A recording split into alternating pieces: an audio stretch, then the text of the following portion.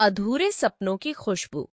बारिश की पहली बूंद जैसे जमीन से मिलते ही उसकी प्यास बुझा देती है, ठीक वैसे ही श्रुति की आंखों से अचानक निकला आंसू उसकी भीतर की किसी गहरी प्यास का इजहार कर गया। वो दिल्ली की एक मामूली कॉलोनी में अपने कमरे के कोने में बैठी थी।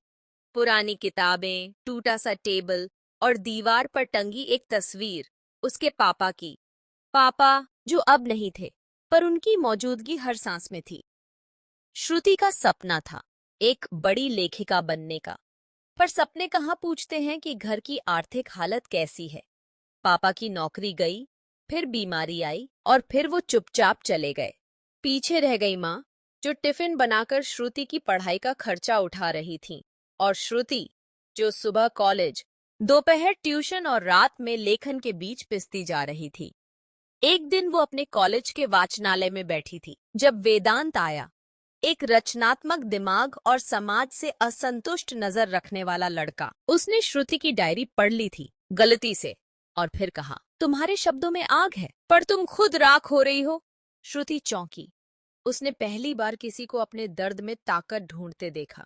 लाइक, सब्सक्राइब और कमेंट करना न भूलें, उसने मजाक में कहा, क्योंकि वो अक्सर अपनी कहानियां वेदांत को सुनाती थी, जैसे यूट्यूब पर कहानी सुना रही हो। चलिए आगे बढ़ते हैं। वेदांत ने उसे समझाया, तुम्हारा दर्द तुम्हारा दुश्मन नहीं, तुम्हारा सबसे बड़ा लेखक है। धीरे धीरे वो दोनों साथ बैठकर कहानियां लिखने लगे, जिसमें श्रुति की सच्चाई और वेदांत का विद्रोह मिलकर कुछ ऐसा बना जो दिल तक पहुंचता था। उन्होंने अपनी कहानियों को एक ब्लॉग पर डालना शुरू किया। नाम रखा खामोशी की आवाज। रातों को माँ की चाय और कमरे में सन्नाटा श्रुति के लेखन के साथी बन गए। पर एक दिन उस ब्लॉग पर एक टिप्पणी आई, ये लड़की झूठी है, भावनाओं का व्यापार करती है। श्रुति टूटी, उसकी कलम थम गई। उसी रात वेदांत ने कहा, अगर तुम्हारे शब्द झूठे होते तो ये दर्द असली न होता। लोग सिर्फ उसे ही पत्थर मारते हैं जो कुछ कहता है। वो चुप रही। अगले दिन माँ ने उसका हाथ पकड़ा और कहा, जिस दिन तूने लिखना बंद किया उस दिन तेरा पापा तुझसे नाराज होगा। उसने कलम फिर उठाई। एक शाम कॉलोनी में एक छोटी लड़की श्रुति के पास आई।